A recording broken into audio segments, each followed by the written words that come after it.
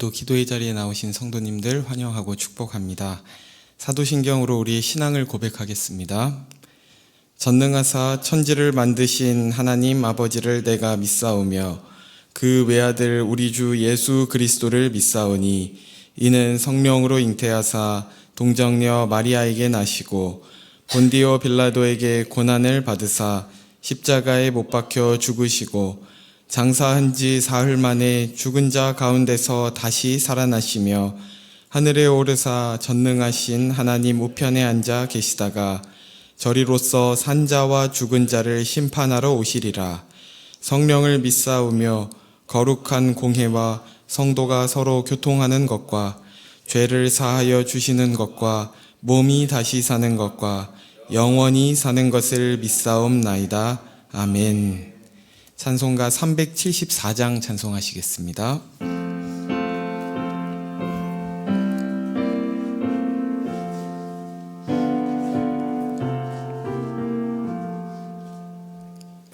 나의 믿음 약할 때 주가 붙드네. 마귀 나를 꾀일 때 주가 붙드네. 나를 붙드네. 나를 붙드네. 사랑하는 나의 주 나를 붙드네. 우리 구주 아니면 서지 못하네. 나의 사랑 식을 때 주가 붙드네. 나를 붙드네. 나를 붙드네. 사랑하는 나의 주 나를 붙드네. 나를 귀히 보시고 항상 붙드네. 구원 얻은 사람을 항상 붙드네. 나를 붙드네. 나를 붙드네. 사랑하는 나의 주 나를 붙드네. 나의 영혼 약할 때 주가 붙드네. 피를 흘려 샀으니 주가 붙드네. 나를 붙드네. 나를 붙드네. 사랑하는 나의 주 나를 붙드네. 아멘. 오늘 우리에게 주신 하나님의 말씀은 마가복음 14장 27절에서 31절입니다.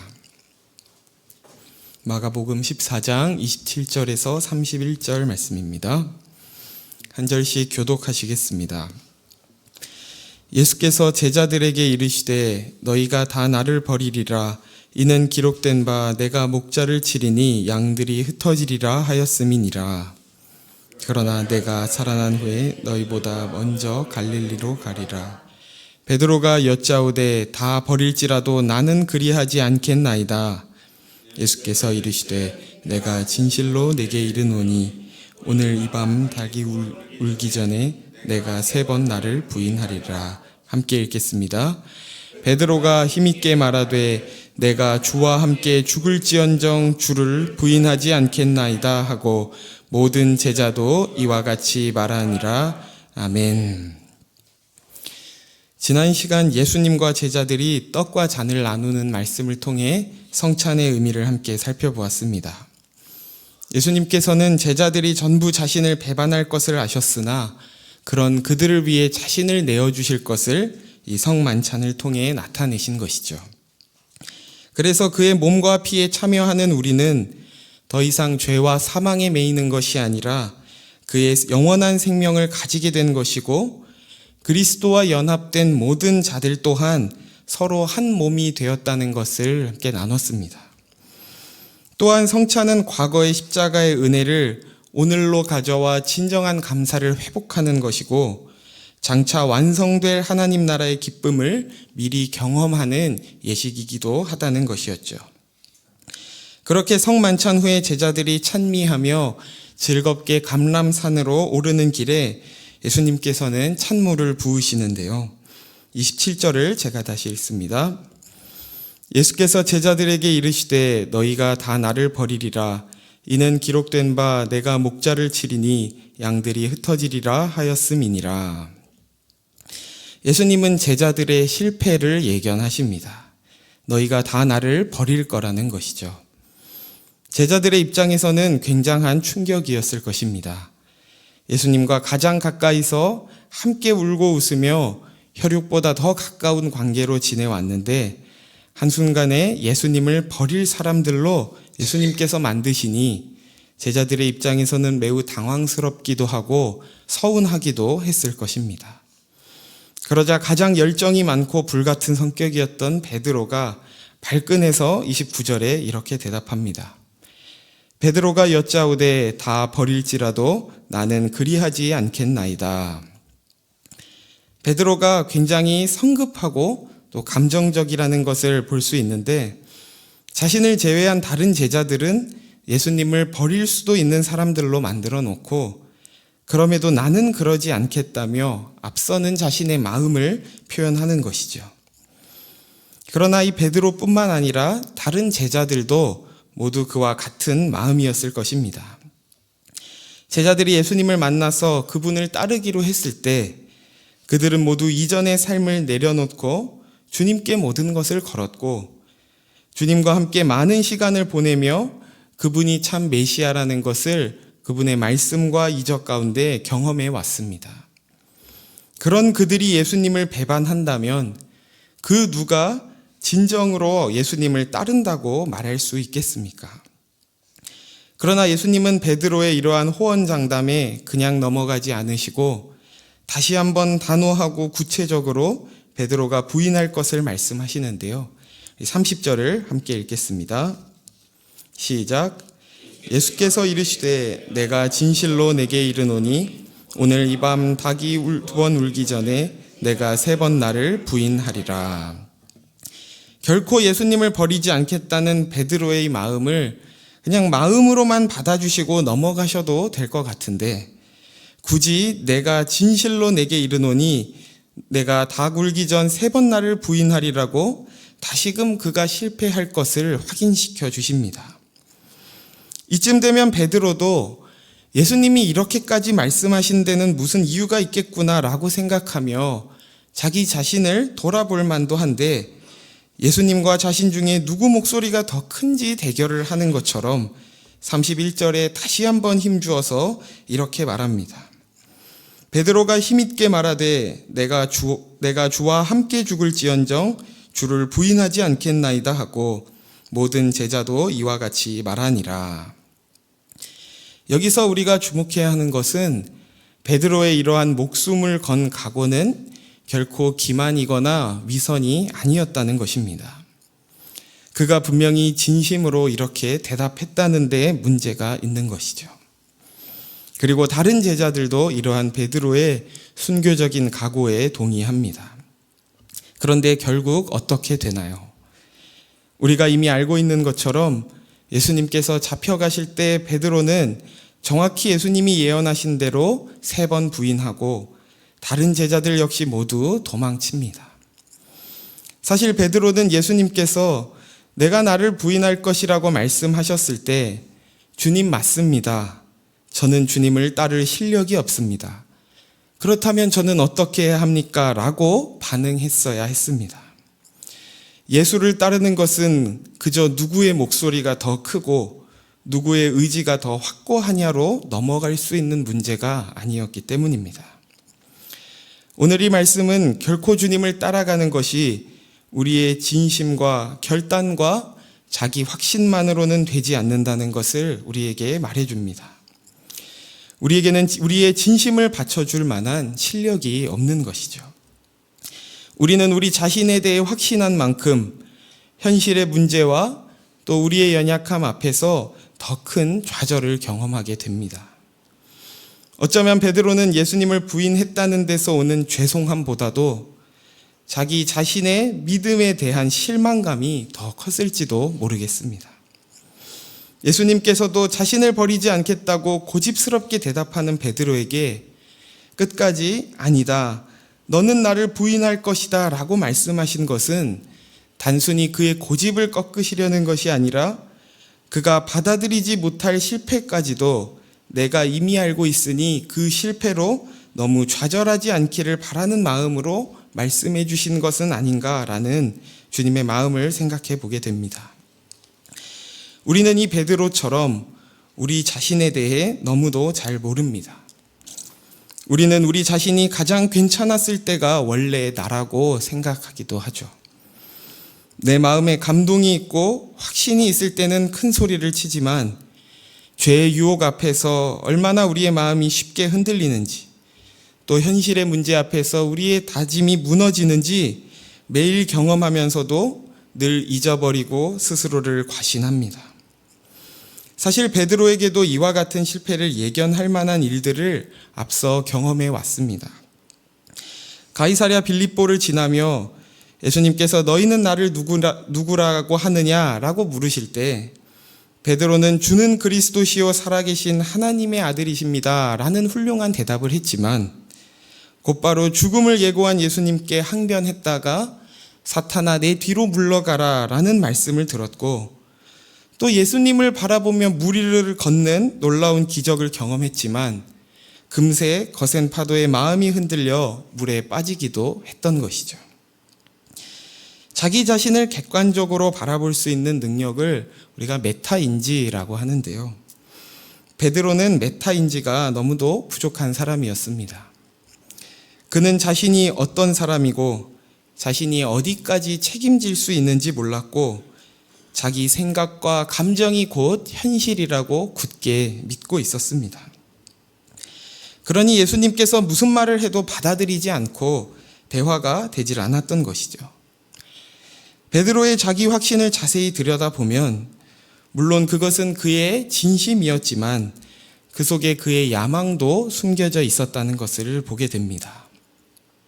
그의 야망이라는 것은 이 세상에서 무엇을 얻어내려고 했던 야망을 말하는 것이 아니라 예수님을 따르는 일엔 자기만한 사람이 없다고 여기는 교만과 또 자신이 반드시 예수님의 사역에 큰 도움이 되어야 한다는 욕심을 그는 내려놓지 못했던 것이죠. 우리도 자주 주님 나를 사용해 주옵소서라고 우리의 진심을 다해 기도하는데 그 진심이 정말 하나님을 위한 것인지 아니면 우리 자신을 위한 것인지 진지하게 돌아볼 필요가 있습니다. 자신의 쓸모를 너무나 중요하게 생각했던 베드로는 예수님께서 제자들이 있는 앞에서 너 그 정도 아니다. 네가 나를 어쩌다가 한 번도 아니고 완전하게 3번 부인할 것이라는 말을 그는 도저히 참을 수 없었던 것이죠. 세상에서는 우리에게 내 자신을 믿어라, 너는 할 수 있다와 같은 나의 확신에 대해 매우 강조합니다. 물론 그것이 우리에게 도움이 되기도 하지만 그보다 더 중요한 것은 우리 자신이 누구인지를 정확히 볼 수 있는 눈을 가지는 것입니다. 그렇게 자기가 누구인지를 정확히 아는 것을 우리는 겸손이라고 하는 것이죠. 반대로 교만은 지나치게 자기 자신에게 초점을 맞추는 것입니다. 이런 사람들은 자신의 실패를 잘 인정하지 못하고 자신에 대한 정직한 평가를 두려워합니다. 또 이런 사람들은 이상과 현실의 괴리 속에서 늘 마음이 괴롭고 목마르고 공허한 것이죠. 우리는 내가 나를 믿을 수 없는 자라는 사실을 처절하게 경험해야 합니다. 우리가 가진 믿음은 내가 결코 실패하지 않을 거라는 믿음이 아니라 나의 실패에도 불구하고 하나님께서 그분의 일을 이루실 거라는 믿음이라는 것을 기억하시기 바랍니다. 그렇게 베드로와 제자들은 예수님의 예언대로 모두 실패하지만 예수님께서는 그런 그들의 회복까지도 이미 계획해 놓으셨는데요. 우리 28절을 함께 읽겠습니다. 시작. 그러나 내가 살아난 후에 너희보다 먼저 갈릴리로 가리라. 아멘. 제자들은 너희가 나를 버릴 것이라는 말에 너무나 충격을 받아서 28절에 너희보다 먼저 갈릴리로 갈 것이라는 예수님의 말씀은 제대로 듣지도 못한 것 같습니다. 예수님께서 먼저 가겠다고 하신 이 갈릴리는 어디인가요?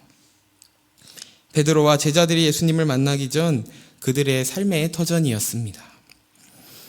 예수님은 제자들이 자신을 배반하고 낙심하여 이전의 삶으로 돌아갈 것까지도 이미 알고 계셨던 것이죠.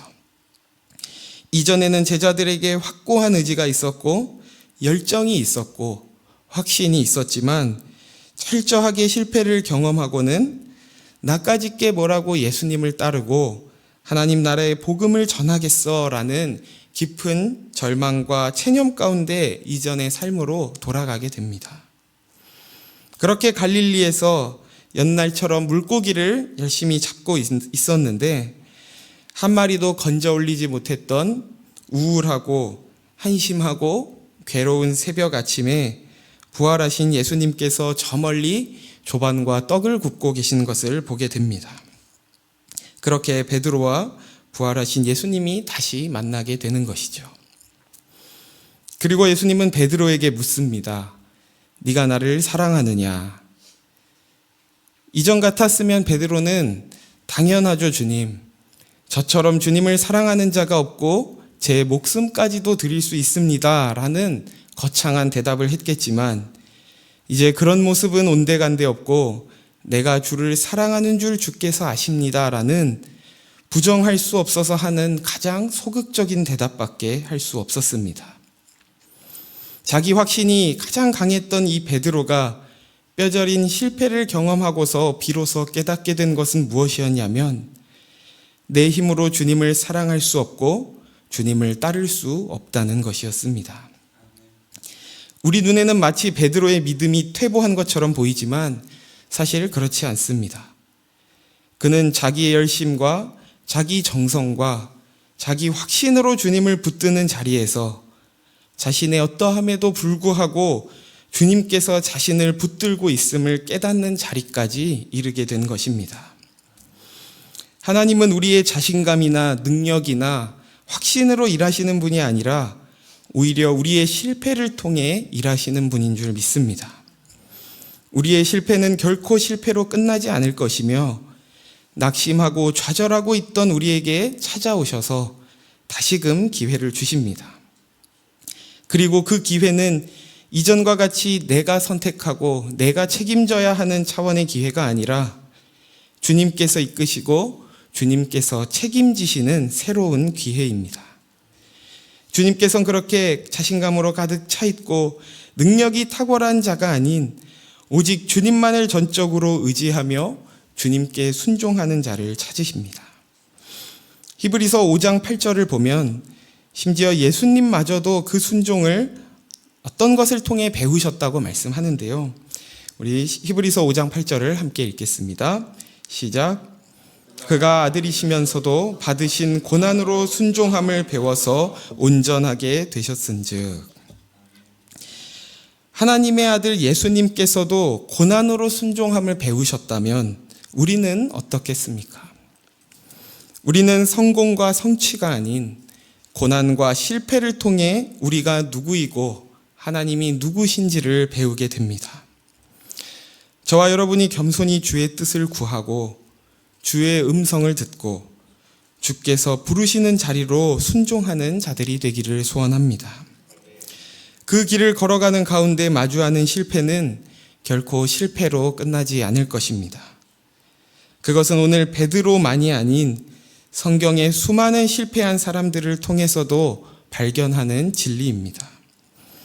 그런 그들의 연약함과 실패 가운데서도 신실하신 하나님께서 어떻게 그의 일을 성취하시는가를 기록한 것이 바로 성경인 것이죠. 무엇보다 실패를 통해 이루시는 승리는 예수님의 최종 목적지였던 십자가를 통해 가장 분명하게 확증되었습니다. 우리가 겪게 되는 수많은 고난과 실패 속에서 나의 확신이 아닌 그분께서 나를 붙드시고 계시고 포기하지 않으신다는 은혜 안에 있음을 깨달아 주님께서 허락하신 만큼, 주님께서 인도하시는 만큼 겸손히 주님을 따라가는 저와 여러분 되시길 예수님의 이름으로 축원합니다. 이 시간 말씀을 생각하며 세 가지 기도 제목으로 함께 기도하기를 원하는데요. 먼저는 나의 생각과 의지와 감정으로부터 나오는 자기 확신이 아니라 신실하신 주님께서 나를 붙들고 계심을 신뢰하게 해달라고 기도합시다. 두 번째로는 삶에서 마주한 고난과 실패를 통과할 때 그것이 절망의 자리가 아니라 진정한 승리를 향해 시작하는 자리임을 깨닫게 해달라고 기도합시다. 마지막으로 교회를 위해 함께 기도할 때 이교구 칠려 다락방을 위해 기도하길 원하는데요. 분주하고 바쁜 일상 속에서도 서로를 위해 기도하며 믿음과 사랑으로 세워지는 다락방이 되게 해달라고 우리 나눈 이 세 가지 기도 제목을 가지고 함께 기도로 나아가겠습니다. 하나님 아버지 감사합니다. 우리가 주님을 배반하고 또 주님을 따르겠다는 그 우리의 확신이 실패할 때에도 우리를 버리지 않고 포기하지 않으시고 끝까지 붙드셔서 우리를 위로하시고 우리를 다시 회복시켜 주시는 주님이심을 이 시간 말씀 가운데 다시금 깨닫게 하시니 감사합니다. 때로는 우리에게 더 큰 목소리로, 우리의 더 큰 의지로, 우리의 더 큰 확신이 무엇인가를 만들어낼 수 있을 것 같다고 착각하지만 우리는 그럴 만한 실력이 없고 우리에게는 그럴 만한 믿음이 없음을 주님께서 아십니다. 그런 우리를 불쌍히 여겨주시고 주님께서 우리를 붙드시고 계심을 우리가 신뢰하며 날마다 그 주님을 의지하며 걸어가는 우리가 되게 하여 주시옵소서. 우리의 확신이 아닌 신실하신 주님께서 우리를 붙드시고 우리에게 주신 약속을 신실하게 이뤄가시는 주님이심을 우리가 붙들며 그 주님을 의지하며 나아가기를 원합니다. 그래서 삶에서 마주한 고난과 실패가